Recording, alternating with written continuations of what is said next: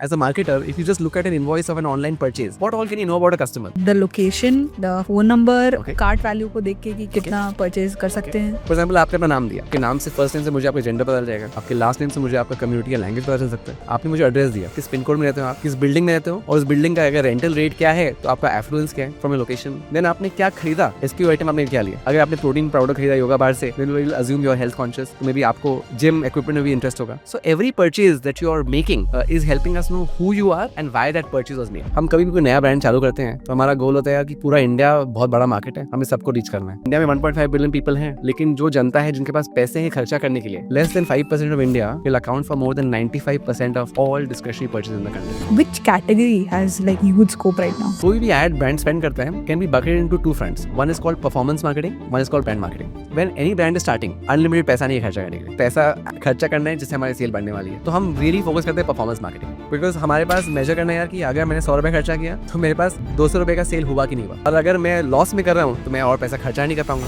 आपको ऐसा कौन से फाउंडर्स लगते हैं जो ऐसे माइंडसेट के होते हैं ना, they grow really good and लंबा गेम खेल रहे हैं. Two things I feel in a founder which needs to be play the long game is basically, one is they are hell bent on their vision कि why am I doing this, and my core proposition is significantly strong to say यार कि मैं इसलिए कर रहा हूँ और मेरा ये जो hypothesis है जो दुनिया अलग समझता है लेकिन मैं इसको इसके बारे में समझ रहा हूँ, इसलिए ये exist करना चाहिए. Second thing is Someone is building a D2C brand. Yeah. उसको स्टार्टिंग में 6 months में क्या चीज़ पे ध्यान रखना चाहिए ज़्यादा? एक साथ 1-1.5 घंटे का पॉडकास्ट देखना हर बार पॉसिबल नहीं हो पाता है, इसलिए हमने आपके लिए 2 और चैनल्स बना दिए हैं, शॉर्ट्स के लिए और क्लिप्स के लिए. पूरे पॉडकास्ट में जो बेस्ट पार्ट होता है हम उसे क्लिप्स में डाल देते हैं, और अगर आपको शॉर्ट्स कंज्यूम करना पसंद है तो हमारे शॉर्ट चैनल में भी जाकर आप देख सकते हो. शरद, अगर अभी एक 60-70 ईयर ओल्ड अंकल बैठे हैं आपके सामने जो कभी सोशल मीडिया यूज़ नहीं किए, फ़ोन यूज़ नहीं किए, कीपैड वाला फ़ोन यूज़ करते हैं, वो आपको पूछेगा अरे बेटा क्या करते हो, what will you answer? well, ऐसे अंकल को आई होप सबसे सिंप्लीफाइड में समझाना पड़ेगा, which I guess is the crux of your question.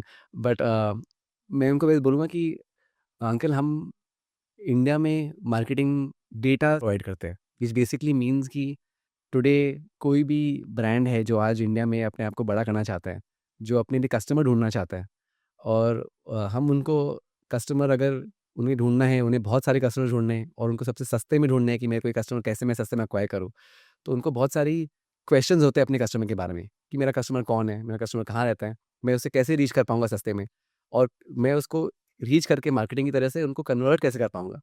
तो ये सब जो सवाल उनके हैं और उनको जो उनके लिए आइडिया चाहिए कि इसको कैसे सही से कर सके, हम डेटा से आंसर करते हैं.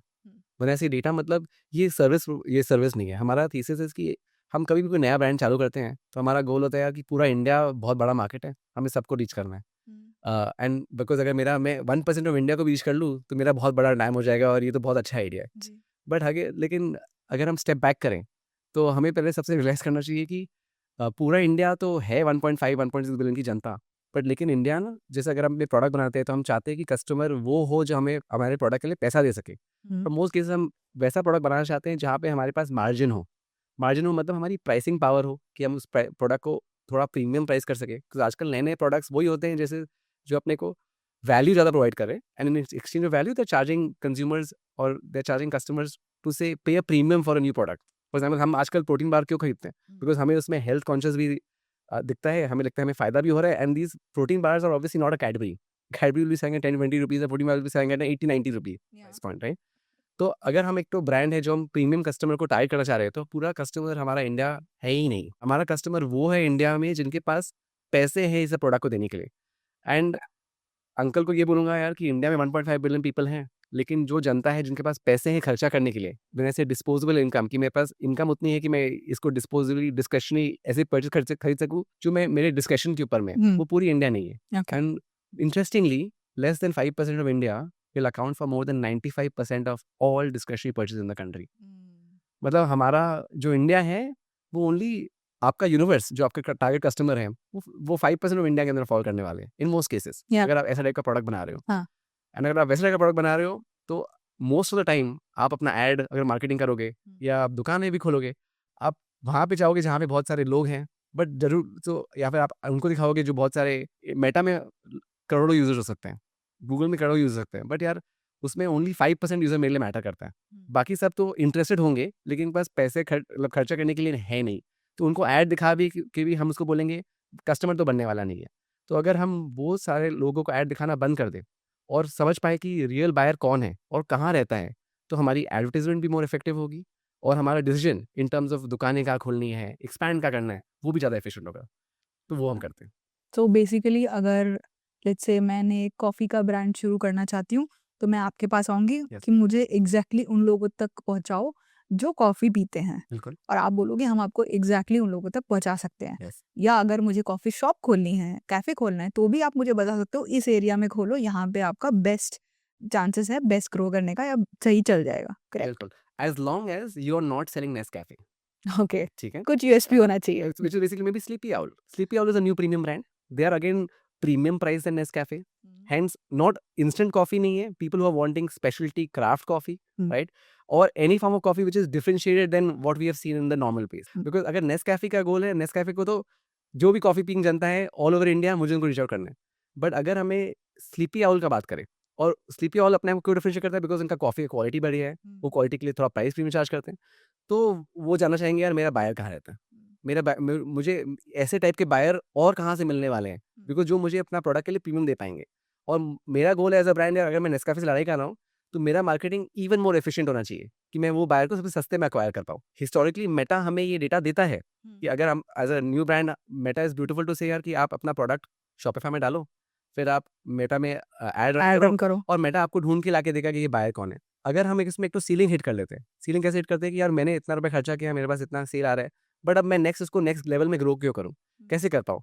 तो उसमें चैलेंज क्या होता है कि हम मेटा को रियली बोलना चाह रहे हैं यार कि मुझे ना वो 5% ऑफ इंडिया बताओ, वो कौन है जो ये प्रोडक्ट खरीद सकता है, एंड उन्हीं को ऐड दिखाना है, मुझे बाकी लोग को ऐड दिखा के फायदा ही नहीं है। बट इसमें चैलेंज क्या होती है कि Meta while it has incentive to do very well, it has no incentive to do better. मतलब उसको अपने आप से बेटर करने की जरूरत नहीं, बिकॉज हर ब्रांड मेटा के पास यही जाके सवाल लाके पूछेगा यार मेरे को इन्हीं पीजी को ऐड दिखाना है। और मेटा क्या है कि फ्री प्रोडक्ट है, जो मेटा यूज़ करने वाला है सबको वो फ्री में यूज़ करने वाला है, तो मेटा को हर यूज़र से पैसे कमाने हैं। तो मेटा आपके लिए एक लेवल तक ही काम कर पाएगा, beyond that you will hit a ceiling. उसके लिए हम आ जाते हैं। वो कैसे आते हैं? हम पहले सीपी ऑल या कोई भी कॉफ़ी ब्रांड को पूछते हैं यार कि जो कस्टमर आपका है वो आपसे ओनली नहीं खरीद रहे हैं बिकॉज उसके पास पैसे है, वो बाकी ब्रांड से भी खरीद रहे हैं। मीनिंग व्हाट, मे बी मैं कॉफ़ी लूंगा स्लीपी ऑल से, राइट, बट मैं वीआईपी बैग की दुकान में जाके लगेज खरीद सकता हूँ, मैं बाटा की दुकान के जाके जूते खरीदूंगा, पैंटलून से जाके कपड़े लूंगा, मैं ऑनलाइन में गुड बग से में भी जाके हेल्थ सप्लीमेंट ऑर्डर कर सकता हूँ। ठीक है। अगर if there was a way to connect each consumers purchase across multiple brands, अगर मैं हर कस्टमर का सारा परचेज मल्टीपल ब्रांड से जोड़ पाऊँ, तो रियली मुझे पता चल जाएगा कि मेरा कस्टमर है कौन और मोस्ट likely कहाँ रहता है। सो यही हम करते हैं एक्सपर्ट में। हम कैसे करते हैं ये बात? देखिए, एज अ कंज्यूमर, बिकॉज हमारे पास पैसे हैं एंड हम बाकी ब्रांड से खरीद रहे हैं, हम हर ब्रांड से जब खरीदते हैं हम अपने अपने बारे में कुछ बोलते हैं उस ब्रांड को। This is the way a brand we give our data. We give our data. हाँ। Now we give our data in different ways. If you make an online purchase, the first thing you tell a brand is यार my phone number is this. तो address phone ये number in hash format, बिल्कुल address भी ये है। हाँ। तो अगर मैं आपसे पूछूं, अगर आप ऑनलाइन अपना इनवॉइस ही देखो, कोई भी ब्रांड आपने भी, आप क्या क्या जान सकते हो कस्टमर के बारे में as a marketer? If you just look at an invoice of an online purchase, what all can you know about a customer by looking at an invoice? ना, the location, okay, the phone number, okay, even the cart value को देख के कि कितना purchase कर सकते हैं। Now as a marketer हम इसको बहुत डिटेल एनालाइज करते हैं। कैसे एनालाइज करते हैं? फॉर एग्जांपल आपने अपना नाम दिया, ठीक है। तो आपके नाम से फर्स्ट नेम से मुझे आपका जेंडर पता चल जाएगा, आपके लास्ट नेम से मुझे आपका कम्युनिटी या लैंग्वेज पता चल सकता है। आपने मुझे एड्रेस दिया, आपके एड्रेस से ऑब्वियसली मुझे आपका एड्रेस पता चला, but I will break it down to saying किस पिन कोड में रहते हो आप, किस बिल्डिंग में रहते हो, और उस बिल्डिंग का अगर रेंटल रेट क्या है, तो आपका एफ्लुएंस क्या है फ्रॉम ए लोकेशन। देन आपने क्या खरीदा, एसक्यू आइटम आपने क्या लिया। अगर आपने बच्चों के लिए कपड़े खरीदे तो we will know you are a parent. अगर आपने प्रोटीन पाउडर खरीदा योगा बार से, then we will assume you are health conscious, तो मे बी आपको जिम इक्विपमेंट में भी इंटरेस्ट होगा। अगर आपने वीआईपी पैक से ट्रैवल के लिए लगेज खरीदी है, depending on the price point, will know are you like a regular traveller और not, right? So every purchase that you are making is helping us know who you are and why that purchase was made. And because आपका phone number आपने मुझे दिया ना, वही same phone number कल आप VIP bag की दुकान में जाके खरीदोगे तो वो आपसे पीओएस टाइम में फोन नंबर मांग लेते हैं। हाँ। तो वही सेम फोन नंबर से हम मैच कर पाएंगे कि कृतिका ने ऑनलाइन क्या खरीदा है और ऑफलाइन क्या खरीदा है, राइट?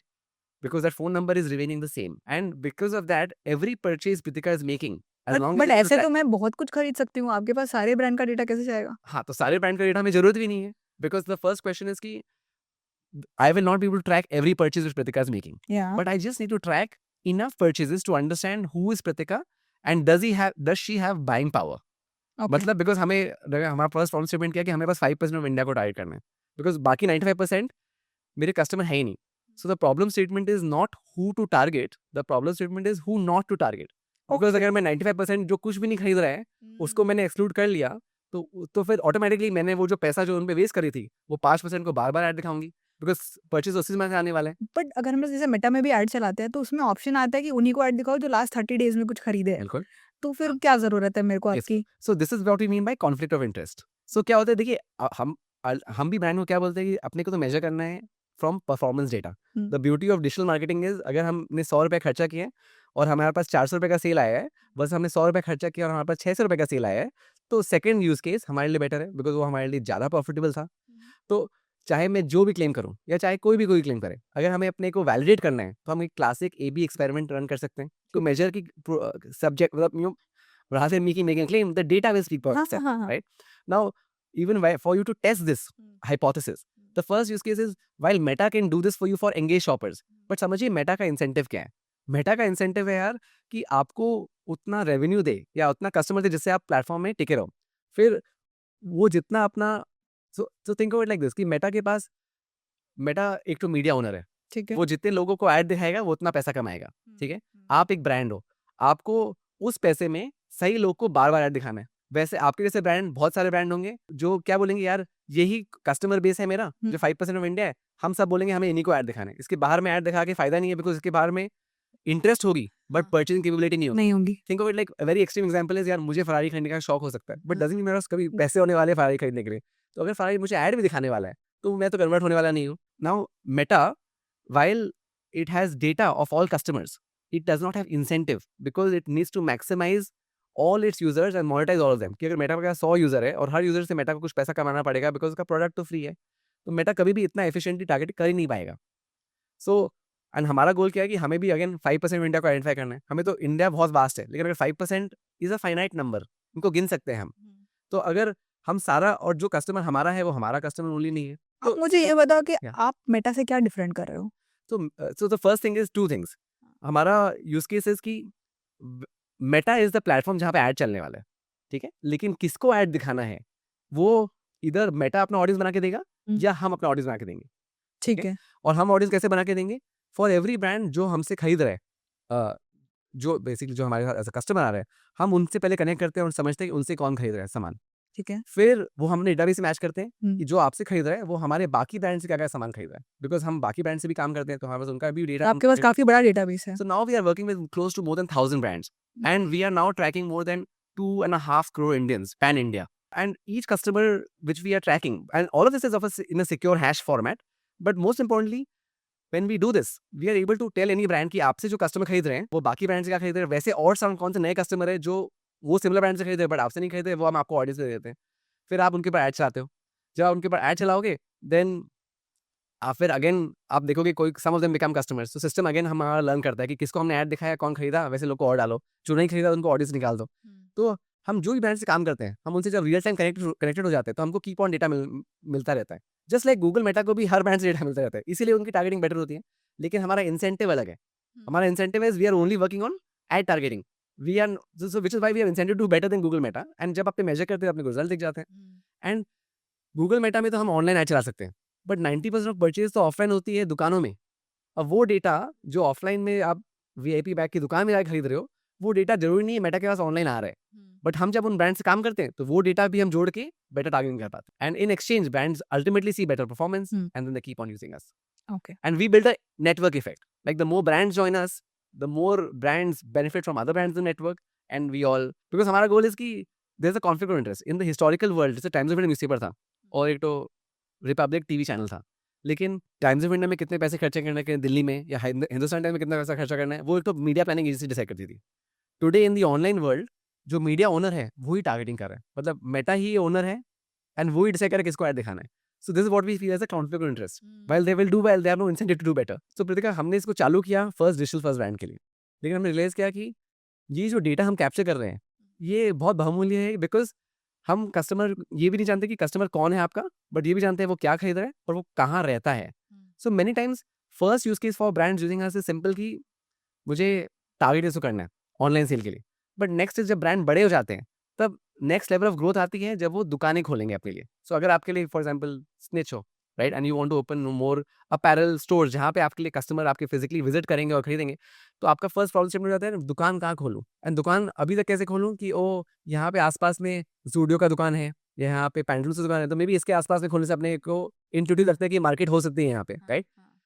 फर्स्ट 1-2 दुकान 3 दुकान के लिए ये ठीक है, बट जब अपने को 50 दुकान खोलनी है और या 10 और दुकान खोलनी है इसके बाद में, then it is a data based decision कि यार मुझे वो जगह बताओ जहाँ पे सबसे ज़्यादा बायर रहते हैं आसपास. बायर पॉपुलेशन नहीं, मतलब अभी हम डिसाइड करते हैं यार यहाँ पे ना कलकत्ता में आबादी इतनी है तो दुकान यहाँ पे खोलने से मेरा X% ऑफ सेल आ सकता है, लेकिन आबादी is not equal to buying potential. Population ये नहीं कि उनके पास खर्चा करने की क्षमता है. तो हम बिकॉज हमारे पास डेटा है कि कस्टमर कहाँ रहता है, तो हम उनसे बता पाते हैं कि ये टाइप के कस्टमर सबसे ज़्यादा कहाँ रहते हैं, एंड उस जगह में अगर आप दुकान खोलोगे तो आपकी पोटेंशियल सेल कितनी होगी. तो देन अगर आपको 10 दुकान खोलनी है, 15 दुकान खोलनी है. आपको एग्जांपल बताओ ना जिस स्टोर के साथ जिसको आपने हेल्प किया हो. बिल्कुल. So for example, a brand we work with is a very common brand. You'll decide is something a brand called VIP Bags. Okay. तो VIP Bags is a very extreme example of a brand. They are already in 1,000 stores. हाँ. इनके पास 2 problem statement थी. एक problem statement थी कि मैंने इनके पास हजारों मतलब इनफ स्टोर्स हैं, लेकिन एक चैलेंज है कि कोई स्टोर की दुकानें खराब कर रही हैं. अब उनको पता नहीं कि दुकान खराब क्यों कर रही है, क्योंकि मार्केटिंग का प्रॉब्लम है कि दुकान का जगह ही गलत है, ठीक है. एंड सेकेंडली उनको अब नई 100 दुकानें खोलनी है, तो कहाँ दुकानें खोलूँ. तो फिर हमने क्या किया, वीआईपी की करंट स्टोर्स को मैप किया. फिर हमने डिसाइड किया कि जहाँ पे जो वीआईपी की लोकेशंस हैं उनके आसपास अगर 2 किलोमीटर रेडियस बोला जाए कि 15 से 20 मिनट ड्राइविंग डिस्टेंस के आसपास रहने वाले हैं, तो उसमें कितने बायर रहते हैं. तो हर स्टोर का हमने कैलकुलेट किया और रैंक किया कि हर स्टोर के आसपास कितनी बायर की क्षमता है, how many buyers are living in the catchment, and then we are able to prioritise which stores have the highest buying density of number of buyers living next to the store. And so now first problem statement is if some of my stores are doing poorly, if the number of buyers in the catchment are poor, then it is a decision that the location was bad, not because marketing was poor. If the number of buyers are high and my sales are low, then it is a marketing problem. So the first problem from a marketer in this VIP is yaar ki why is my sales low? Is it because location was bad or is my awareness in the area poor? Second thing is what are other new areas like this all over India where I should be opening my next store which have the highest concentration of buyers. So now ये analysis as a human being हम एक small area के लिए कर सकते हैं because हम वहाँ पे रहे हैं, हमको लगता है ये अच्छा है. बट अगर हमें इसको पूरा इंडिया मैप करना है तो अब हम उसको डेटा बेस डिसीजन लेंगे और फिर हम बोलेंगे नेक्स्ट 15 दुकानें या 50 दुकानें वीआईपी ये लोकेशन पोटेंशियल है, यहीं पे हमें ढूंढना है. तो उस हिसाब से वीआईपी अगर बोलेगा कि मुझे ये नेक्स्ट 15 लोकेशन है, ईच लोकेशन में हम बता पाएंगे रेवेन्यू कितना हो पाएगा by learning from your current locations कि अगर इस लोकेशन में आपका ये सेल इतना है तो नया लोकेशन में वायबल इतना होगा. So that's how VIP will use us. The second use case on this also is देखा कि अगर हमने चालू किया डिजिटल फर्स्ट ब्रांड के लिए, बट बहुत सारे ब्रांड ना ऑनलाइन नहीं बेच पाते. मैं बहुत सारे ब्रांड है अपने जो जिनके पास बुटीक है, जो एक में भी सिटी में अपना स्टोर करके रखें, स्टोर से बेच रहे हैं, राइट. या आपका कोई पर्टिकुलर सर्विस है जो आप एक सिटी के अंदर में डिलीवर कर रहे हो, ठीक है. अभी भी आप मेटा में ऐड रन करोगे एंड बट आपका क्या हो रहा है कि आपका जो कन्वर्जन हो रहा है वो ऑफलाइन में हो रहा है. एंड बिकॉज वो ऑफलाइन में हो रहा है, जो अपने ऑनलाइन में सीमलेसली सोचते हैं कि मैंने ऐड टू कार्ट किया, मैंने परचेज किया, वो डेटा सीधा मेटा को चला गया, ये ऑफलाइन में हो नहीं पाता है. बिकॉज वो डेटा एक अलग कैशमेंट हम मेजर कर रहे हैं अपने आप को, लेकिन ना ही हम मेटा को बता रहे हैं, ना ही हम अपना अगर हम मेटा को बता नहीं रहे कि कौन एक्चुअली में कन्वर्ट किया, तो मेटा हमारा मार्केटिंग इंप्रूव भी नहीं कर पाता है. So the other use case we start working with brands is जिनकी जो दुकानें फिजिकल स्टोर्स में ऑफलाइन डेटा को ऑनलाइन यूज करना कनेक्ट करना एंड मेजर करना कि मैंने जब ऑनलाइन ऐड किया तो मेरा ऑफलाइन दुकानों में मेरा सेल कितना बढ़ा, right. Because again, majority of India तो offline shop करती है. And if I have a physical presence in locations, what is my best way of targeting the user base? So for example, the way we will approach is simple कि आपकी दुकान यहाँ पे है, आपकी दुकान के 5 किलोमीटर या 2 किलोमीटर के अंदर में कौन से बायर रहते हैं. तो rather than targeting everyone who is in the catchment area, we will identify the actual buyer जो हमने देखा है बाकी ब्रांड से खरीदते हुए. फिर वही ऑडियंस को हम ऐड दिखाएंगे ऑनलाइन. फिर मेजर करेंगे जिसको हमने ऐड ऑनलाइन दिखाया, how many of them actually visited your store, bought at the store. Then we will optimize our audience and then we'll again report the data back to Meta. Okay. To then make sure offline sales are actually increasing. From what I can understand is extremely data driven है आपका काम, है ना? So if someone is is an entrepreneur, अपना काम करे, वो थोड़ा बहुत एड्स वेड वगैरह भी चलाते हैं, है ना? उनको उतना ज़्यादा आइडिया नहीं है, बट थोड़ा डेटा है उनके पास में. Do you have some tips for them कि you can use your data at least basics ये चीज़ में ज़रूर यूज़ करो? Think of it like कि perspective is कि one is हमारे पास जो खुद का डेटा है उससे हम क्या समझ सकते हैं, ठीक है. एंड सेकेंड यूज केसेस कि अगर हमारे पास खुद का डेटा है उससे हम क्या क्या चीज़ इन्फर कर सकते हैं बियॉन्ड हमारे खुद के डेटा से. So what I mean bye पहले खुद का डेटा कर समझते हैं. तो वेरी सिंपल कि अगर आप ऑनलाइन बेच रहे हो या आपके पास खुद का सम फॉर्म डेटा है, तो बिकॉज ऑफ जैसे हमने बताया कि आप अपना खुद का अगर इन्वॉइस एनालाइज करते हैं, तो वेरी बेसिक यार कि कौन से पिन कोड से, कौन से जगह से मेरे कस्टमर ज़्यादा आ रहे हैं, किस टाइप का कस्टमर मेरे पास ज़्यादा आ रहे हैं. बिकॉज कहते हैं many times we try to talk to customers कि आपने ये प्रोडक्ट क्यों खरीदा, but customers because when we talk to them, कोई हमें नाराज या हताश नहीं करना चाहता है, हमें वो कुछ भी आंसर देगा जो हम सुनना चाहेंगे. लेकिन किसी की जो परचेज होती है वो कभी झूठ नहीं बोल सकती, बिकॉज जब मैंने पैसा खर्चा किया कुछ खरीदने के लिए, मतलब मैं एक्चुअली इससे केयर करता हूँ. One of the use cases जो फर्स्ट ब्रांड हमें समझ यूज भी करते हैं कि यार कि अगर हमारे पास ये 100 कस्टमर है, ये कस्टमर का बाइंग पैटर्न क्या है, तो हम उन कस्टमर को अपने सिस्टम से मैच करते हैं. तो बोलते हैं यार इन्होंने बाकी ब्रांड से क्या खरीदा, और बिकॉज उन्होंने बाकी ब्रांड से जो खरीदा उनकी क्या क्या ट्रेट्स है, कि how many of them were parents, how many of them are health conscious, how many of them are adults, how many of them are appearance conscious, because हमने उनको क्रीम खरीदते हुए देखा हुआ है. नाउ बेसिस दैट हम आपको बता देंगे आपका जो कोहॉर्ट ऑफ कस्टमर है, इनकी ये बाइंग ट्रेड्स हैं, ये लोकेशन में कॉन्सिडर्ड है. तो नाउ आप क्या कर सकते हो, और खुद का डेटा से इवन जब आपको मार्केटिंग करनी है, तो ये सेम ऐड हर कस्टमर को नहीं दिखा सकते, बिकॉज हमारे कस्टमर अलग है. And in the case of digital, हम अगर हर डिफरेंट कस्टमर के लिए डिफरेंट टाइप ऑफ क्रिएटिव बनाए, तो ऑटोमेटिकली वो रिस्पॉन्ड भी बेटर करेंगे. अब तो ये ज़माना रहेगा कि एक टीवी ऐड चलाना है और सबको दुनिया भर को भी दिखाना है. हमको हर कस्टमर सेगमेंट समझना है हमारा कौन है, और उस सेगमेंट के हिसाब से हमारे डिफरेंट क्रिएटिव चलाने हैं. So first is with my own data, I will try to infer what are the different segments of customers जो हमसे खरीद रहे हैं. Okay. And then that will be used. First case is what type of creators I can use to target, right? Because I can now get new creative ideas कि यार मुझे नहीं पता था कि parents is a very high buying segment from me. Maybe I should, for my product, I should build an ad from a parent's perspective how they should be approaching my or deciding to buy my product. This is a creative decision. Second is if I know my locations, then I will be able to understand from an expansion strategy or from an offline marketing strategy which locations do I care about. कहाँ मुझे prioritize करना. And as and when the brand grows, problems become manifold, and then other use cases become developed. But yes. You also run a lot of ads for brands and everything. Which kind of ads works better for Indian consumer? So actually, I want to highlight 3 things कि कोई cell होती कैसे है पहले तो. ठीक है. ठीक है, अगर अपने को प्रोडक्ट सेल करना है, हाँ. सो हम तो बोलते हैं कि 3 इंडिपेंडेंट वेक्टर्स है जिससे डिसाइड होती है सेल होती है. फर्स्ट इज प्रोडक्ट सही होना चाहिए, देन अपनी को मैसेजिंग राइट होनी चाहिए, मतलब वी एंड द थर्ड होना चाहिए हमारा टारगेटिंग सही होना चाहिए, मतलब हमें राइट कस्टमर को रीच करना है. तो राइट कस्टमर को रीच करना है with the right product and with the right message. Each of them are independent of the other, and जब ये 3 मिलते हैं तब सेल होती है प्रोडक्ट की. मैं एक बार आपको इंटरप्ट हाँ. करूंगी. आपने ये 3 चीजें बताई, ठीक है. आपके पास जब एक कस्टमर आता है, they are facing the problem, तो इन 3 चीजों में सबसे कॉमन कहाँ प्रॉब्लम होता है? सो ये है ना, ये it's like an improvement process, self improvement process perpetually. मतलब ये नहीं कि हमने प्रोडक्ट बना लिया, हमने परफेक्ट कर लिया product. Because if you notice आपकी जर्नी भी होगी, आपने नया प्रोडक्ट का वर्जन है, वेरिएशन करना है. आप क्रिएटिव भी एक बनाते हो, फिर बोलते हम एक सीलिंग में हिट करके अब हमें इसे नया क्रिएटिव सोचना पड़ेगा. टारगेटिंग में हमने एक टाइप ऑफ कस्टमर को अप्रोच किया, अब नया कस्टमर टारगेट करना है. We are as strong as the weakest link. मतलब अगर इसको चेन बोलेंगे तो एवरी स्टेप में हम कोई हमारा बॉटल लेंगे जो हमें सॉल्व करना है. हमारा जो यूज केस होता है with mall brands is on the targeting problem, not on the messaging problem. So while we can use our data to guide you in messaging, but messaging is best known by the founder itself. In all honesty, because the targeting problem is a solvable problem. How is it solvable? Because I want to stop targeting people who are not my buyers and identify who's really my buyer. How will I do it? Because that same customer is buying from any other brands, and because we are connected to so many brands, we are able to efficiently target your ad better. कि किसको ad दिखाना है वो तो हम problem solve कर देंगे, या वेस्टेज कम कर दो मेरे ad दिखाने का, तो ऑटोमेटिकली मेरा सेल बेटर हो जाएगा. But messaging and product is, in our definition, most important. So many times brands approach us and then maybe their messaging and product is not established well enough. Then they all feel कि अगर मैंने targeting से कर ली मेरा cell आना चालू हो जाएगा. That is a wrong assumption. आप right? एग्जांपल तो नहीं कॉफी का ही लेते हैं. अगर मैं एक कॉफी ब्रांड Yes. शुरू करना चाहती हूँ, Right. How do you think my messaging should be? Oh, so again, messaging is, in the case of marketing, the more hypothesis we have, and it allows us to run more experiments. And the more experiments we run, and the more data we get, the better we know what worked, what did not work, and then where do we need to focus on. ठीक है? आप आपके experience से बताओ what will work. Yes. So on the creative messaging side, I might not be the biggest expert. Okay. ठीक है?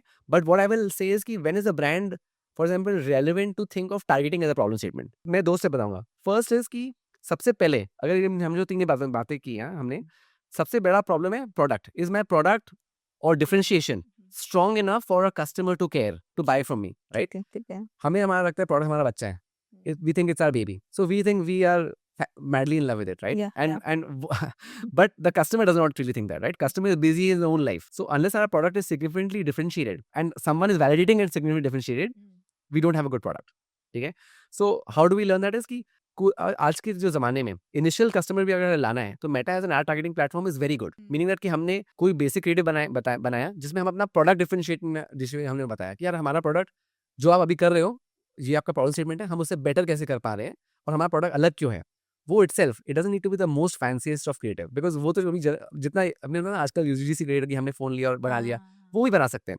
But as long as हमने वो बनाया इनिशियल हमारा प्रोडक्ट हमने डिप्लॉय किया और हमने थोड़े लोगों को दिखाया मेटा के थ्रू और देखा हमारी सेल आ रही कि नहीं आ रही है। जब तक हमारी सेल नहीं आ रही है तब तक हमारा क्लियर करना पड़ेगा कि हमारा इधर प्रोडक्ट डिफरेंशिएटेड है कि हमारा बेसिक मैसेजिंग जो हम बोले कि as a communication of differentiation needs to really stand out. अगर हमने वो नहीं बताया तब हमें मैसेजिंग पे फिर सही करना पड़ेगा। तो मैं आपको क्यों दिखाता हूँ एग्जाम्पल की लास्ट केस हमें जो लगता है ना कि हमें बस मेरे सही कस्टमर के सामने मुझे डाल दो मेरा सेल हो जाना चाहिए।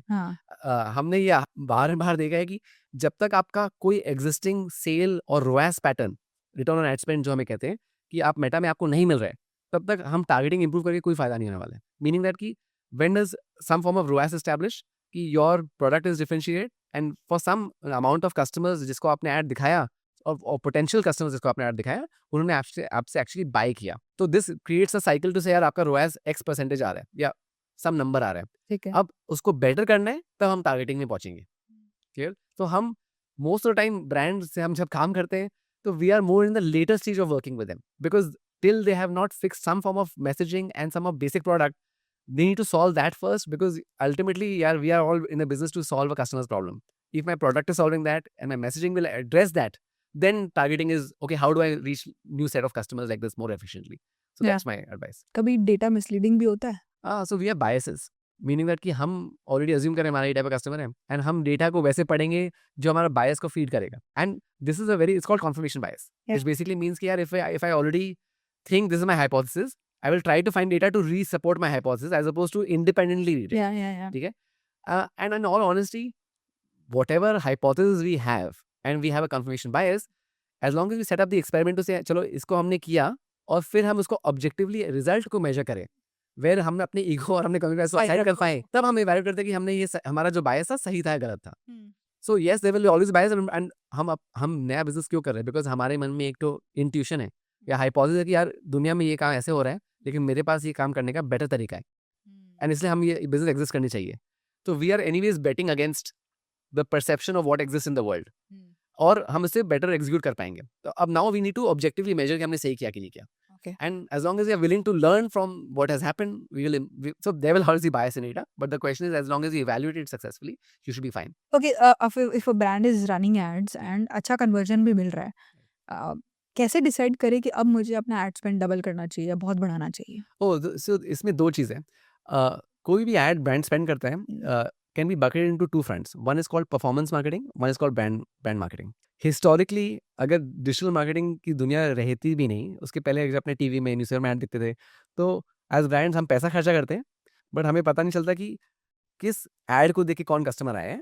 लेकिन हमने बोला कि यार मोटा माटी हमने इतना रुपया खर्चा किया, इन 3 months हमारा सेल बढ़ गया। सो वी कैन एट्रीब्यूट या हम बोल सकते हैं कि बिकॉज ऑफ मार्केटिंग हमारा सेल बढ़ गया। But in the case of digital marketing हम आज बोल पाएंगे कि प्रीतिका ने ऐड देखा, प्रीतिका ने फिर ये वेबसाइट में गई, फिर उसने ये ऐड टू कार्ट करके परचेज कर लिया। तो हम बोल सकते कि प्रीतिका अब हम पूरा बाइंग जर्नी को और ट्राई करते हैं कनेक्ट करने का more effectively on digital than in the historical world. So now coming back is key when do I double my ad spend, when do I decide what to spend मोर।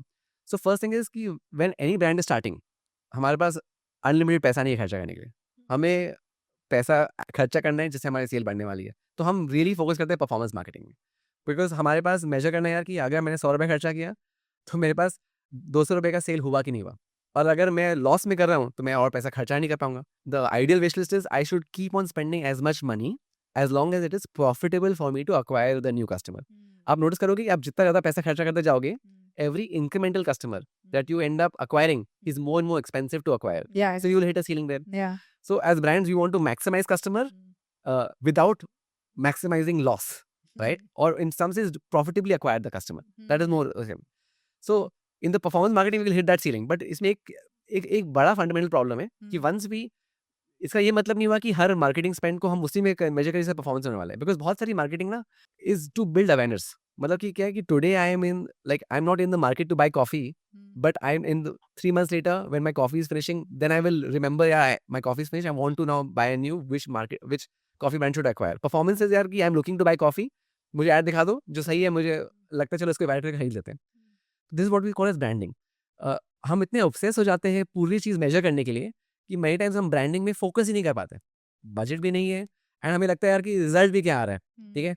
तो but what the recommendation always is कि अगर performance क्या होता है ना, एक very example is कि performance तो जो बंदा खरीद रहा है उसी को अपने बारे में बता रहे हैं, बिकॉज वो सबसे सस्ता है उसको कन्वर्ट करने के लिए. लेकिन after you hit a ceiling there, then next goal is जो बंदा खरीद सकता है उसको अपने बारे में याद कराना है कि नेक्स्ट टाइम जब वो खरीदने वाला है then he will remember me, which is basically called branding. So we still need to spend some money in branding on the right audience, which will then, when he's looking to buy, he will consider us. If we do not see that, that becomes short-sighted. But that is again once we hit some scale. Yeah. Beyond, before that, all is performance. शरद, आपके पास इतना सारा data है और आप इतने time से काम कर रहे हो. If you start a product business, Yes. what product business will you start? Interesting question. You know, in all honesty, while हमारे पास ना data है, I really believe in like core skills. Okay. Which basically means that ki core skills is ki marketing is a core skill set, building product is a core skill set, messaging creative is a core skill set, right? And while you have this data, it becomes very intuitive to say, oh, what if I build the right product? I can easily connect into my engine and do this. Building the right product is actually talking to the right customer, understanding the pain point, and then solving that. Marketing is once you have figured the right product and the pain point, then reaching the right customer in a more efficient fashion. That's in the business I am. So while I can say, oh, I have this data and any product I can do will solve that problem, is not accurate. Okay? So I agree, but कुछ तो आया होगा दिमाग में यार, ये वाला space खाली है या फिर यहाँ पे कर सकते हैं. So the way to think about products, and if you were to even decide which new product to do, is हम क्या नोटिस करें कि हर कैटेगरी प्रीमियमाइज हो रही है, बिकॉज इंडिया में इनकम बढ़ रही है, एफluence बढ़ रही है.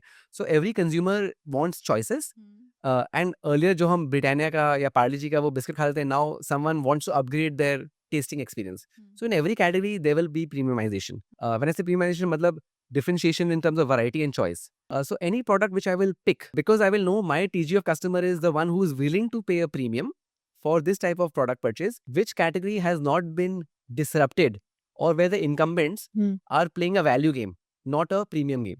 So what I mean by that is कि अब हर category देखोगे, अगर VIP bags हैं, which is basically a mass luggage brand, a Mokobara came with better messaging and more premium pricing. Correct. ठीक है. Nescafe is obviously a universal accepted coffee brand. A Sleepy Owl, a Third Wave, they have all come with premium pricing for doing that.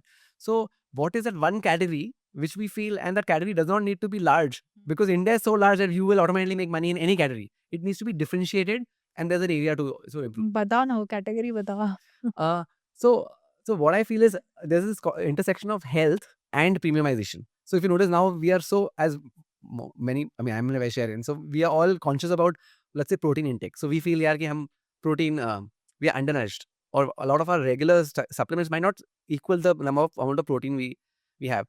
And what I notice is we are now as consumers, as a trend, so again the trend is यार हम हर चीज में देखने लगे यार कि इसमें कितना प्रोटीन कंटेंट है, ठीक है. चाहे हम दही खाए तो उसमें कितना प्रोटीन है, देखने लगे.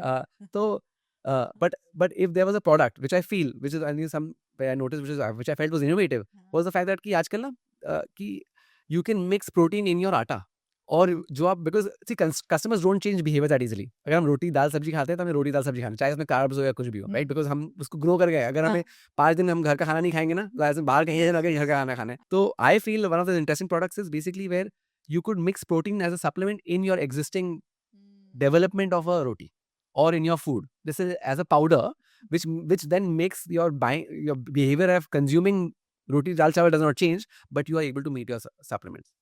I tried whole truth का जो plain way आता है ना, अच्छा, उसको आटा, it tastes very bad. Yeah. So I'm sure आटा का texture ही बदल जा रहा है. Yeah, so way तो नहीं होगा, but I would think there would be a, you have to protein, right? आजकल if you have super, you will be like a, बिल्कुल super, you would think अरे wafer तो खाना ही है, शौक है, चलो उसमें प्रोटीन डाल देते हैं. And I'm willing to charge people pay higher, and it's really scaled well. Obviously people run Kapos and everyone, but that was an insight. Insight. So every product which we want to evaluate, we want to write. कुछ भी चीज उठा लो और उसको premium बना लो, maximum. Because the idea is, एक सबसे पहले फंडामेंटल बनाना चाहता हूँ कि why am I talking so much about premium? हाँ क्या होता है कि as a new brand, we cannot win on distribution. Meaning that यार कि अगर ब्रिटानिया के पास हर किराने की दुकान, हर पान बीड़ी शॉप में आपको मिलने वाला है, जाएगा अगर आप नया ब्रांड चालू करो ना, आप वो गेम खेल नहीं पाओगे बिकॉज उसने ऑलरेडी उस सिस्टम को इतना एफिशिएंट बना चुका है कि आपको बहुत पैसे लगेंगे टू बिल्ड दैट. एंड आपको भी तो अल्टीमेटली प्रॉफिट मार्जिन कमाना है बिकॉज वही प्रॉफिट मार्जिन से आप मार्केटिंग और सब में खर्चा करने वाले हो. सो प्रॉफिट मार्जिन मिलेगा कैसे? अगर आप अपने आप को लोएस्ट कॉस्ट में बेचने वाले हो, then you are playing a game which someone is far better at you at playing. Yeah. Hindustan Unilever, Procter and Gamble, they've all built on distribution as brands. ठीक है They're all built on mass media advertising. They can spend crores of rupees on TV advertising. We cannot. Yeah. So if we cannot, then we have to We play, have- we are conditioned to win, or we are better off at winning. What is a game where we are willing to price a premium, where the customer is willing to say, yeah, this was my real problem. I'm willing to pay a little extra on that. And because I'm willing to pay an extra, that allows us to create budget for marketing and other investments to then scale that. And that's Okay, I have a trick question for you. Yeah, बिल्कुल. I will tell you a very boring segment जिसको premium करना बहुत मुश्किल है. ठीक है. T-shirts. Why do you think it is? Balki is a company called Bewakoof and Soul Store Yeah. literally did that. So when I say T-shirts would be a very use case, but in T-shirt also now you'll see there are many T-shirt brands which have actually scaled on premium on this. There's a company called Marsh Tea. Marsh Tea will sell T-shirts, but they are positioning this T-shirt as made from Supima cotton. And this T-shirt is far मतलब normal T-shirt धोगे और आपका जितने बार use करोगे उसको fade out हो जाएगा. But because it's Supima cotton, one it's very comfortable to feel like Egyptian cotton या कुछ उनको बोलते हैं. And then secondly it doesn't wear out that easily, right? And then they are able to charge and they are playing the anti brand कि उनका ना T-shirt में कोई भी ब्रांडिंग नहीं रहेगा. मतलब जस्ट एक कलर का टी-शर्ट है, ठीक है, ये 6 कलर का टी-शर्ट है, ये हमारे पास, आप इसको ऑर्डर कर सकते हो. So that is one example. The second example on T-shirts only is, for example, Soul Store or Bewakoof. Soul Store said कि we are all fascinated by Disney characters and then we would like them on our T-shirts. Now to get the license of a special Disney character or a let's say Marvel character on my T-shirt, I need to pay royalty to a Disney to allow to print on my T-shirt. So Soul Store started going and built exclusive rights for getting trademark rights to get existing brands or people who look up to as like characters onto those T-shirts, and then they were able to again price higher because I'm such a not just a big T-shirt, I'm wearing a T-shirt to represent something, and if I am a fan of this character, I'm willing to pay a premium for that. So that would be T-shirts bulky is actually a very high premium category because everyone will wear T-shirt regardless of this. Don't you think it is also very difficult to convince people कि जैसे कि अगर कोई T-shirt का add आएगा, soul store I agree, उनके पास एक USP है, वो एक ट्रेंडी है, जिनसी को पसंद आया वैसा उसका एक थीम है. बट एज अ जनरल, जैसे आपने अब एक और ब्रांड बताया, they have very premium cotton and everything, they don't do branding as well. As a consumer मेरे को जब एक दो बार वो ऐड आएगा ना, I am like another T-shirt move, another T-shirt move. Don't you think it's difficult to convince, especially for clothing industry? So actually, remember, Marsh Tea played this game on quality. So what they first did was so while you say another T-shirt move on, if the messaging was says ki we care about quality, and because we care about quality, we are priced 3 times more than what your regular T-shirt is, and this quality is significantly superior than what you're doing, and this is why you should use us. And it's like handbags. Handbags ना, अगर आप बात करोगे तो आपको हर price में मिलने वाला है handbags. From a Baggett से लेकर Louis Vuitton से लेकर Hermes, right? But it's all about the positioning of the quality and the perception of consumer faces for them to say, oh, this is why I want to invest in this brand and I stand for this. It's obviously definitely a strong marketing game, but in all honesty, it is also a quality game. The reason you are willing to pay higher for this T-shirt, and I believe why I got sucked into buying a Marsh Tea, but the same thing is because the quality was significantly superior. And once you, but देखिए हम एक सबसे पहले कि कोई Indian customer are not price conscious, they are value conscious. तो what I mean by that is ये नहीं कि हमें सबसे सस्ता सामान चाहिए, हमें चाहिए बेस्ट वैल्यू फॉर मनी, ठीक है. And that's different than saying कि we want the lowest price. So as long as we are able to communicate value about our product, which is why we demand the premium and the buyer agrees on it, is when we are able to have a transaction. And any brand, even if I any form of fancy marketing that I do for you and or anyone does, and then says कि they are able to acquire the first customer because they believe in the idea that we are saying of quality. And अगर मैंने वो T-shirt पहना और मुझे लगा कि actually में क्वालिटी फर्क है ही नहीं, तो मैंने रिपीट परचेज करने वाला नहीं करने वाला. And then anyways the brand has lost the customer. Yeah. So the thing is कि we as brands make money because we retain customers. We retain customers because of product experience. It's a product which we are and we communicate that product experience over our messaging. अगर हमने जो communicate किया हम जो deliver नहीं कर पाए, तो कोई भी फॉर्म मार्केटिंग से उसको फायदा नहीं होने वाला है, बिकॉज वो it's more expensive to acquire the customer, so I need to make money because I have retained them and is become a regular customer. Tell me like an entire category जहाँ पे बहुत अच्छा scope चल रहा है, like health care हो गया या फिर आपने जैसे अपैरल का बात कर लिए, which category has like huge scope right now? So I feel the food and beverage category is very interesting and has huge scope because the entry barriers for opening up a food and beverage business is relatively lesser. And I want to sort of highlight there a few things here. कि today we do not think of advertising purely on Meta. जब हमने website setup कर रहे हैं हमारा cell होने लग गया और website right, that is possible for may be a personal care brand और apparel brand. ठीक When I है। talk about food and beverage, if I'm selling chips and my chip average order value of chips is 150-200 rupees, तो मैं जितने भी Meta में मैंने marketing किया है, for me to acquire a customer for 150 बहुत rupees chips महंगा पड़ is बहुत महंगा. So it's not sustainable for me. हाँ, And because not sustainable for me, historically food and beverage businesses were very hard to build digitally. But now because of Blinkit, quick commerce, right, that has come in, it is now becoming viable to create these businesses. Because ये क्या हो रहा है, जैसे Amazon ने आया, Amazon ने हमारा एक नीड सॉल्व किया कि यार हमें एक्सेस सिलेक्शन दे दिया एंड हमें विद इन 1-2 डेज हमें डिलीवरी मिलने लगी. बट क्विक कॉमर्स तो पूरा गेम चेंजर ही हो गया, बिकॉज हमें 5 मिनट 7 मिनट में हमारा सामान आ रहा है, हमें नए नए ब्रांड भी डिस्कवर करने में. So now food and beverage brands would be able to ride on the wave of quick commerce to be able to reach to their customers and service them more effectively. So I feel very strongly is, and food and beverage is one category where repeat purchases are very fast and decision is very very impulse led. So I don't think too much time to चलो नया shift try करते हैं, right? या ये नया form of soy protein है, इसको try कर सकते हैं, right? Because I have to make that one investment decision, which because I make it on impulse, within 15 minutes it will be at my house, and then I can decide if it works well for me, should I reorder again and again for that, right? So because हमें वो use करना है जहाँ पे हम उसको trend को ride कर पाएंगे. इससे आपने ये बोला से मुझे एक बात याद आई, like when frequently I buy paneer from Blinkit और ज़ेप्टो, ठीक है, एक ब्रांड है आईडी बोल के, yes, ID Fresh. Yes ID Fresh. So सिर्फ दैट इज ओनली ब्रांड जो नींबू से फाड़ता है पनीर, ओके, इंटरेस्टिंग. बाकी सब लोग सिट्रिक एसिड और समथिंग ऑफ दैट सॉर्ट से फाड़ते हैं. Correct. Just for that one differentiator I always buy ID वाला, वो नहीं होता है then I go for Amul. See now in this example that you shared with us कि you were so particular that you could see the differentiation of ये नींबू है versus citric acid, and hence it is looking more organic to me and willing to pay the premium because it is more natural to me to I don't make want to that. consume more Historically, chemicals. Paneer नींबू से ही फटा गया है, लेकिन अब कोई और हमें बना के दे रहे हैं, तो rather than doing chemicals they are doing the more hard cold press oil भी यही चीज है, कि as opposed to process हमने इसको cold press किया हुआ है. So ये सब में when we know, because हम जो अपने शरीर में डाल रहे हैं, we are willing to pay a premium because it will improve our lifespan, it will improve our like health, or we feel that, right? Which is why customers are willing to pay for the value that we are proposing, that we are creating.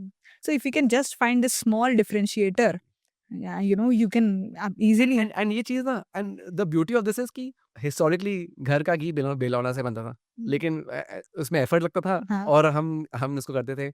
But over time हमने product खरीदने लगे, and if you really talk about the richer and richer people, they want to go back to the same बेलौना ghee, Yes, yes. right? And the same ghee गाय जो E2 का घी दे रही है as opposed to a New Jersey Jersey गाय जो बाहर से foreign से है, because इसमें E2 प्रोटीन नहीं होता है. तो in all honesty we are going back to our roots. And हमें नया आइडिया में भी अगर हम कोई चीज़ को अपने तरीके से स्मॉल बैच में प्रिपेयर करें, जो हमें पता था ये क्यों सही था, जो हमने इसको, बिकॉज ये सब प्रोडक्ट्स मास रीच करने के लिए इन्होंने हर चीज़ में सिस्टम प्रोसेस और एफिशिएंसी लगाने के लिए पाम ऑयल डालने लग गए, डिफरेंट प्रोडक्ट्स डालने लगे, सो दैट प्रिजर्वेटिव्स करके हम इसको लाइफ स्पैन बढ़ा सके और इसको सस्ते में बेच सके. बिकॉज हिस्टोरिकली जनरल ट्रेड ये सब ब्रांड ऐसे ही अपने आप को बढ़े हुए हैं, बिकॉज ये किराने की दुकान से बिकते थे. बट अब ये जब 15 मिनट में मिल रहे हैं एंड ये कंज्यूमर्स के पास पैसे हैं, तो यही सब ब्रांड को अगर हम रीविजुअलाइज करें कि पहले कैसे बनाए जा रहे थे, जिसमें ज़्यादा फायदा होता था, बिकॉज हमें द बिगेस्ट थिंग यार हमें हेल्थ सही चाहिए, बिकॉज अगर हमारे पैसा है तो सबसे पहले हमारा सेहत सही होना चाहिए, तो उसमें फोकस किया जाए. सो यस, जैसे आप एक इनसाइट फाइंड करोगे तो उसी में आप डिफरेंशिएशन कर सकते हो एंड उसी को आप कम्युनिकेट कर सकते हो. एंड मार्केटिंग करोगे मेटाफर्म अवेयरनेस, लेकिन नाउ आपका sales channel on Blinkit is there to scale you everywhere. आप हाइपर लोकल ग्रोथ के बारे में बहुत बात करते हो, क्या होता है हाइपर लोकल ग्रोथ? सो एक सेट ऑफ कस्टमर है यार कि जब आप बिजनेस चलाते हो, मुझे पूरा इंडिया को सर्विस करना है और मैंने अपने प्रोडक्ट्स में ऑनलाइन बेचे, फिर मेरे को कौन से बेचे, many other type of businesses यार कि मुझे ना, for example I am a special designer and मुझे एक लोकेलिटी या एक सिटी में अपना दुकान खोलना है, चाहे वो छोटा भी हो, और मुझे उसके आसपास में ही मेरे कस्टमर्स कौन है उन्हीं को सर्विस करना है, या मैं एक तो सर्विस प्रोवाइड करती हूँ. Even like I am a dentist, right, and I want to ultimately मेरा जो कस्टमर बेस है वो तो पूरा इंडिया होने वाला नहीं है, बिकॉज मैं सर्विस करने वाली हूँ। अगर मैं सर्विस कर रही हूँ तो मेरा जो कस्टमर बेस है जहाँ पे मेरी दुकान है उसी के आसपास वाले दुकान में जो लोग रहते हैं वही मेरे कस्टमर बन सकते हैं। नाउ हिस्टोरिकली अगर मुझे नए कस्टमर चाहिए तो लोग कैसे मुझे मिलते थे कि वर्ड ऑफ माउथ से। Word कोई of मेरे mouth, पास आया, थोड़ा बहुत उसको add अच्छा लगा किया, एंड थोड़ा बहुत भी ऐड किया, लेकिन द प्रॉब्लम इज हमने ऐड किया लेकिन किसको ऐड किया, वो ऐड देख के कितने लोग आए, वो एक्चुअली में सेल बढ़ा कि नहीं बढ़ा, और मुझे ऐड में और पैसे खर्चा करने हैं वो तो मुझे पता ही नहीं चलता है, नहीं पता राइट। चलता। और अगर मुझे समझो, बिकॉज ऐड डिजिटल में हम बहुत मेजर कर पाते हैं, बट ये नहीं कि यार Physical में नहीं कर होर्डिंग से हमें फायदा नहीं हो रहा है। हम आप गाड़ी में जाओगे, आप अगर सेम होर्डिंग को 15 बार देखोगे आपको नाम याद आ जाता है ब्रांड का, राइट। अगर आप टीवी में अगर आईपीएल में ऐड देखोगे 50 बार तो आपको याद आता है कि ये ब्रांड क्या है। वॉशिंग पाउडर निरमा हमें क्यों याद है, बिकॉज उसको हमने बचपन से 100 बार सुना है, ठीक है। अगर मैं बोलूँगा कल आपको डिजिटल में कौन सा ऐड देखा, आपको प्रॉब्लम याद भी नहीं रहेगा, राइट। सो जो awareness is build by frequency, कि सेम चीज को अगर बार बार दिखाया जाएगा तब हम उसको अवेयर कर पाते हैं। So now for a hyper local marketing business, so any business which is having a physical location is caring about this catchment कि मेरे आसपास कौन बायर है। तो अगर हमें पता चलता है यार कि अगर मेरी दुकान यहाँ है और मुझे पता है कि इसके आसपास में बायर कौन है, तो उन्हीं को मुझे अपने प्रोडक्ट और सर्विस के बारे में बताना है। और फिर मुझे बोलना है कि अ, उन सब में से कितने लोग मेरे फाइनली दुकान में आ रहे हैं। So then I can actually do my marketing more effectively. तो हम क्या करते हैं कि अगर हमको हमारे कस्टमर के बारे में जानना है, तो जो कस्टमर हमारा है, लाइक आई सेड, वो बाकी का भी कस्टमर हो सकता है। ये डेंटिस्ट वाला एग्जांपल लेके बताइए। चलो, एक डेंटिस्ट का स्टोर है सॉल्ट लेक कैलकाटा में, ठीक है। उसको नए-नए कस्टमर चाहिए। पहले उसका जो स्टोर का लोकेशन है, बेसिकली वो बोलेगा कि मे बी कोई भी डेंटिस्ट मेरे पास आएगा, मतलब कोई भी कस्टमर मेरे पास आएगा एज़ अ डेंटिस्ट, वो मे बी 15 से 20 मिनट दूरी से ही आने वाला है। उससे ज़्यादा दूर में कोई चला के नहीं आएगा, बिकॉज़ कोई और डेंटिस्ट है जो उनको सर्विस कर सकता है। We are wanting to find people in the नहीं, areas where we are neighbourhood we are living in. So I want to know for my location कि मेरे कस्टमर कहाँ से आने वाले हैं। तो पहले मेरे को जानना है मेरा कस्टमर कौन है। तो जो डेंटिस्ट जैसे जो सामान जो सॉरी जो dentist as a service offer करना चाहता है, वो सेम बंदा क्या करेगा, परफोरा से टूथपेस्ट ऑर्डर कर रहा होगा, वो जाके किराने की दुकान से सामान ऑर्डर कर रहा होगा, या वो नेचर्स बास्केट या ज़ेप्टो या ब्लिंकिट से सामान ऑर्डर कर रहे हैं। अब जभी भी वो दूसरे सामान ऑर्डर कर रहे हैं, हम वो अपने आप को अपना शिपिंग एड्रेस दे रहे हैं और ऑनलाइन ऑर्डर कर रहे हैं। तो शिपिंग एड्रेस से ना हम, बिकॉज़ हम बाकी ब्रांड से कनेक्टेड हैं, हमें पता चल जाता है कि आपका जो स्टोर है, उसके आस-पास कितने बायर रहते हैं और कौन-कौन सी बिल्डिंग में रह रहे हैं, कौन-कौन सी सोसाइटी में रह रहे हैं, कितनी मात्रा में किस बिल्डिंग में कितने बायर रहते हैं। तो पहले हम आपको बताएँगे यार, आपके पास ना अगर इस 2 किलोमीटर के अंदर में हमने 1000 कस्टमर को पोटेंशियली आइडेंटिफाई कर लिए। फिर यहाँ पे पॉपुलेशन होगी 10,000, लेकिन हमें ऐड दिखाना है ओनली 1000 को, बिकॉज़ ये हज़ारों के पास ये आपका परचेज़िंग से सिमिलर कस्टमर बन सकते हैं, बिकॉज़ डेंटिस्ट को भी अपना सिमिलर कस्टमर प्रोफाइल चाहिए। फिर हम बोलेंगे बिकॉज़ ये बिल्डिंग में रहते हैं, वो इस रोड को फॉलो करने वाले हैं, और ये रहा डेटा जिनको आप, इन्हीं को आप ऑनलाइन ऐड दिखाओ। तो सबको पिन कोड वाइज़ टारगेट करने की ज़रूरत नहीं है, उस पिन कोड के अंदर में जो मेरे एक्चुअल बायर है, उन्हीं को ऐड दिखाने हैं। फिर वो डेंटिस्ट वाली कंपनी ऐड चलाएगी उनके ऊपर में।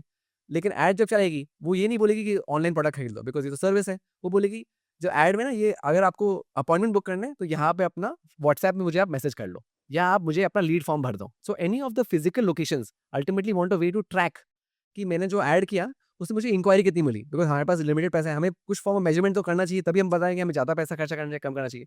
तो when the dentist company will first target the right customer as opposed to targeting everyone, then it will have a measurement mechanism to say how many inquiries in WhatsApp converted, or so not converted, received based on the ad we ran, and then of all the inquiries which came on WhatsApp, how many of them actually Converted. visited my store. So when they visited my store as a dentist, I will track from their phone number कि कितने लोग आए, then I can ultimately come back to calculation to say what is my cost to acquire a customer. मैंने पैसे कितना खर्चा किया, मेरे पास इंक्वायरी कितनी आई, एंड फाइनली कस्टमर कितना आया, and then I can say अब मैंने मार्केटिंग अगर मैंने और इंप्रूव किया कि डेंटिस्ट में ना ये 4 बड़े-बड़े प्रॉब्लम होते हैं कस्टमर के, तो मैंने वैसा मैसेज किया और मेरे कस्टमर का टेस्टिमोनियल मैंने ऐड चलाया, फिर देखा मेरा इंक्वायरी का कॉस्ट कम हुआ कि नहीं हुआ, एंड देन ये एक तो साइकिल चलता जाता है, and like this hyper local marketing can be achieved. Next step is if you did very well and you want to open new branches at dentist, where to open, which other markets or locations of the clinic will make sense, which will have highest क्योंकि number of अभी buyers. आपके पास सारा data है तो आप उस हिसाब से एग्जैक्टली बता सकते हो कि इस एरिया में Yes. बेस्ट चलेगा। बिकॉज सबसे पहले हमें जानना चाहिए कि देखो as brands we will offer multiple products and services, but जो हमारा कस्टमर है वो तो बदलने वाला नहीं है, वो उस जगह में रह रहा है, वो वही सामान, मतलब उसके ये प्रॉब्लम स्टेटमेंट्स है, हम अपने आप को उनकी लाइफ में जोड़ पा रहे हैं, तो हमें समझना है जब, बिकॉज वो नहीं चेंज करने वाले हैं, और अगर हम समझ पाए वो कौन है, कहाँ रहते हैं, तो हमको अब सब चीज़ उनके अराउंड करनी है, and decisions become much more scientific and scalable. छोटे शहरों में बड़े शहरों में कंज्यूमर बिहेवियर में डिफरेंस है। क्या होता है कि बड़े शहर का कंज्यूमर में भी तो 50 टाइप के रकम कस्टमर होते हैं, छोटे शहर में भी 50 टाइप के Yes. कस्टमर होते हैं। So actually it is not बड़े शहर वर्सेस छोटे शहर, what we will notice is कि पॉकेट्स ऑफ छोटे शहर also behave the same as बड़े शहर। फॉर एग्जाम्पल रांची जैसा अगर आप टाउन भी लोगे, उसमें डिफरेंट डिफरेंट पिन कोड में ना डिफरेंट डिफरेंट बाइंग कैपेसिटी होती है और डिफरेंट डिफरेंट प्रेफरेंसेस होते हैं Yeah. कस्टमर के। Yeah. And some neighborhood in Ranchi will actually replicate a neighborhood in Gurgaon, which is a, let's say, a tier 1 city now, correct? Because why? वहाँ पे income भी similar है। आजकल, in all honesty, we are watching the same YouTube, we are watching the same Instagram, we are watching the same news channel. So exposure-wise, most consumers in India are now becoming more and more similar, yet unique because we are also watching unique content which we care about, right? As opposed to differentiated. So it is not, it is a बड़ा शहर customer or छोटा शहर customer. It is actually which is my customer, and even if they are located in a small town, and if there are enough of them in a small town, I should be there or I should service them. And the beauty of the internet or all of this data is to then effectively reach them more efficiently and service them better. अच्छा, आप मेरे को बताओ, is there any state जो सबसे ज्यादा खर्चा करता है online? So what we have noticed, yeah, so this is again because purely directed to affluence, and because we do this all this analysis, one of those other things I want to highlight to you is कि हर अपना business सोचता है अपने आप को marketing कैसे करें, right? Loan के बारे में जाने कैसे। हमने क्या रियलाइज किया कि बिकॉज हमारे पास इतनी सारी ब्रांड की डेटा आने लगी एंड हम उसको सिक्योर तरीके से एग्रीगेट करते हैं, एनालाइज करते हैं। सबसे बड़ा क्वेश्चन हर ब्रांड जो नई ब्रांड का ना, हमें जाना है हमारा कस्टमर कौन है। तो हमने रियलाइज किया यार ये डेटा कभी अवेलेबल ही नहीं है। पॉपुलेशन डेटा सेंसस 12 साल पहले हुआ था, लेकिन उसके बाद में पॉपुलेशन कहाँ है, ये बाइंग पावर तो सेम ही नहीं हुआ जो हमने किया। तो हमने बोला यार what if we start showing our data to people and then saying यार which type of buyer is living in which pin code, and कौन से पिन कोड, जैसे आपने सवाल पूछा यार कि इंडिया में ना कौन सी सिटीज में सबसे ज्यादा बायर रहते हैं, या वेयर डू आई फोकस, हमें हमारा डेटा पता है, लेकिन हमें नहीं पता कि सबका बाकी डेटा सबका क्या है। मिला के करें हाँ। तो डिमांड कहाँ पे है। तो फिर हमने ही सारा डेटा लिंक्डइन में धीरे धीरे हम पब्लिश करने लगे, okay. and that data was so viral that people started discovering us from Calcutta because we were having access to this intelligence, and they were able to use this to solve newer and newer problems for themselves. Now, so in our reports which we publish, and anyone wants to go and then you can download this report for free, is what we have noticed is the most number of buyers, which also you'll see mirror in your data, is like a Delhi, Bombay, Bangalore will have the highest number of buyers. Then there will be like a Pune, Jaipur, Kolkata. This is what will be the next set of but इसमें भी क्या है कि number of buyers and location में what we want to measure very strongly is not just, we don't want to see Delhi, Bombay, Bangalore as one city. We want to break Delhi into multiple pin codes. And then we will start making decisions as brands to say यार कि ये 4 pin code Delhi में बहुत अच्छा है, फिर next ना ये कलकत्ता का pin code is better as oppose to the 5th pin code of Delhi. So do not think of Okay. Delhi as a whole. Try to break your problem into more smaller subsets, right. and then you are able to consciously make newer and newer better decisions for all this. Someone is building a D2C brand. Yeah. Okay. उसको starting के 6 months में क्या चीज पे ध्यान रखना चाहिए ज्यादा? So when he is building a D2C brand, let's assume he has built some of our product. ठीक है? So he built the product. Now, skin care लेते हैं, सनस्क्रीन और मॉइस्चराइजर, ये 2 प्रोडक्ट से शुरू किया है। ठीक है, सो सनस्क्रीन मॉइस्चराइजर एंड मेरा सनस्क्रीन मॉइस्चराइजर कोई डिफरेंशिएट है, एंड दिस वाइड डिफरेंशिएट, मैंने कोई उसमें एक चीजें बनाए. ठीक है। So the first thing is हमें कस्टमर से फीडबैक चाहिए. कस्टमर से फीडबैक चाहिए मतलब हमें कस्टमर चाहिए मतलब कि हमें उनको ऐड दिखाना है और फिर बोलना है कि some of them believe in what we are positioning at a message, कि वो हमसे सामान खरीद सके. The first 6 months we should only spend in running basic marketing campaign to acquire customers. When I say acquire customers, think of those customers as opportunity for you to do research. मतलब ये नहीं कि because आपको 2 चीज़ notice करना है कि जब आपने ऐड रन किया और कस्टमर ने आपका मैसेज देख के आपको बिलीव करके आपका प्रोडक्ट खरीदा, तो आपको उनको फोन उठा के बात करना है उनसे. तो समझ नहीं आना कि यार आपने नया ब्रांड को चांस क्यों दिया. आपको मैंने जो बोला कि और हमने जो क्लेम किया, आप 2-3 दिन से हमारा प्रोडक्ट यूज कर रहे हो, क्या आपको फायदा दिख रहा है नहीं दिख रहा है. एंड सेकेंडली आपको खुद ही चेक करना है कि जो मेरे इनिशियल कस्टमर आए उसमें से कितने लोग वापस ने मुझे रीऑर्डर किया, and how many of them said कि कल अगर मेरा प्रोडक्ट हट जाता तो वुड दे बी हैप्पी और अनहैप्पी. इफ दे सी ना नहीं ये बहुत अच्छा है, अगर तुम मुझे निकाल दो फिर मैं कैसे ऑर्डर करूँ, मेरा लाइफ ही चेंज होने वाला है, then means you have something called a product market fit. So the goal in the first 6 months is to do customer research at the expense of understanding which product is doing well for which segment of customer, and have you reached that fit, because then you are willing to spend more money on marketing. जब तक हमारे पास product market fit नहीं आता है, हम जितनी marketing की में खर्चा कर रहे हैं वो हमें प्रॉफिट दे नहीं रहे, बिकॉज हम पैसा खर्चा कर रहे हैं बट कस्टमर रिपीट नहीं आ रहे. तो we it's like a leaky bucket. ऐसा आपके साथ हुआ है कि आप किसी ब्रांड को बोले हो कि देखो हम मार्केटिंग सही कर रहे हैं पर आपके प्रोडक्ट में प्रॉब्लम है और उनके ईगो हर्ट हो गया? Oh yeah, no, so बल्कि like I said, हर जन का बच्चा होता है इसका प्रोडक्ट, राइट? इसको very but when we say early हम सवाल पूछते हैं आपका प्रोडक्ट ठीक है, बोलते हैं हाँ बहुत अच्छा प्रोडक्ट है, वी तो परफेक्ट है, बस मार्केटिंग सही करनी है, because we all love our product just like I will love my own product. The difference is we started measuring this from data. अगर आप ब्रांड, सो हमने रियलाइज किया कि अगर ये पूछने से हमें वही जवाब मिलने वाला है जो जो सही हो या नहीं हो, मतलब हम उसको वैलिडेट नहीं कर पा रहे, तो हम क्या बोलते हैं कि now when we want to onboard a brand, because हमें उनको भी ऑनबोर्ड करना है जिनको हम फायदा दिला सके। अगर हम सब ब्रांड जहाँ पे टारगेटिंग प्रॉब्लम नहीं है उस पर हम टारगेटिंग ठीक भी करेंगे तो कोई सेल होने वाली नहीं है। तो फर्स्ट हमारा मेजरमेंट इज कि अगर वो ब्रांड ऐड चला रहा है उसके पास कुछ form of return on ad spend आ रहा है कि नहीं आ रहा है। अगर उसके पास रिटर्न ऑन एड स्पेंड नहीं आ रहा है, मतलब कि even with Meta's current capability of marketing आपके पास कस्टमर आ जाते हैं एज लॉन्ग एज आपका मैसेजिंग अच्छा है और आपका प्रोडक्ट डिफरेंशिएटेड है, उसको बेटर करने के लिए आप हमारे पास आओगे। लेकिन अगर जब तक आपके पास कुछ नंबर भी नहीं आया, चाहे वो 0.5 रोएस हो या 1.2 रोएस हो या 2.2 रोएस हो, some number has to exist, Yeah. Because that is a subjective way for the world to approve यार कि आपके प्रोडक्ट में कुछ ना कुछ तो दम है, customer is willing to pay money Yeah. And now इसको बेटर करना है, then we onboard them. So that's a hard learning in every one we figure, and then that's how we position ourselves. You work with a lot of founders, you know, Yes. and which mindset आपको ऐसा कौन से founders लगते हैं जो ऐसे mindset के होते हैं ना, they grow really good and लंबा गेम खेल रहे हैं वो। Two things I feel in a founder which needs to be play the long game is basically one is they are hell bent on their vision कि why am I doing this, and my core proposition is significantly strong to say यार कि मैं इसलिए कर रहा हूँ और मेरा ये जो हाइपोथेसिस है जो दुनिया अलग समझता है लेकिन मैं इसको इसके बारे में समझ रहा हूँ, इसलिए ये एग्जिस्ट करना चाहिए। So I need to believe in vision, चाहे मैं उसको डिफरेंट प्रोडक्ट से अचीव करूँ अलग स्टोरी है, लेकिन मेरा vision should be consistent and strong. Second thing is I'm willing to change every assumption I have in the journey that I'm going to achieve it. Flexible. Yeah, I'm flexible. So be hard on vision, but flexible on execution. So every time when I will do this, I will then learn feedback from my customer and then say यार ये गलत है, ये marketing सही करना है, product में थोड़ा tweak करना है, messaging ठीक करनी है, ये channel को सही करना है, right? And because we all have hundreds of assumptions, and जो हमने चालू किया बस हम यहाँ पहुँचने वाले हैं कुछ और करके, वो किसी को नहीं पता, but हम उसको जितना जल्दी अपने आप को flexibly adapt कर पाते हैं, तो अपने आप को सक्सेसफुल कर पाते हैं। So these are the two things.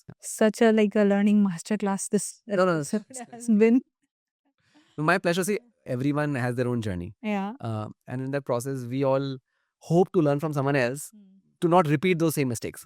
And also, we will also have to make some mistakes to ourselves, learn and follow. हम तो चलना जितना भी आप सुन लोगे, आप गिर के सीखोगे चलना कैसे होता है। अब बट अगर कोई चीज़ हमें रेलेवेंट लगती है जिसे हम अपने अप्लाई कर पाए तो हम कुछ और चीज़ ज़्यादा फास्ट कर पाते हैं। सो मैं भी जिंदगी भर पॉडकास्ट से ही सीखा हूँ, लोगों से सीखा हूँ, तो अगर कुछ तरीके से किसी को हेल्प कर पाऊँ तो 100%।